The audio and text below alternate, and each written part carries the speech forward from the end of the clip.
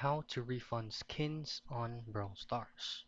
The first thing to do is access your Brawl Stars application and make sure that you're currently running the latest version possible and just log in directly to your account. Now once you're here, we'll have to go directly and locate the customer service or support. Now at the top right portion of your screen, you should be able to see three lines or what they so call the hamburger.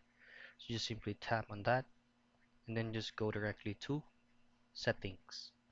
Then here you'll be able to see a bunch of options, but the one that you'll be pressing out is just help and support. So tap on help and support and you will be redirected to Brawl Stars support. What you want to do from here is scroll down a bit and then tap on purchases.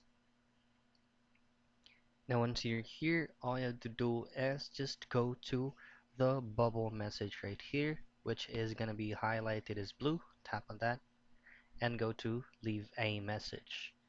Then here, you'll just have to explain why would you like to have a refund on the skin that you purchased from Brawl Stars, and you just have to state your reason for that. And that's it. That's how you refund skins on Brawl Stars.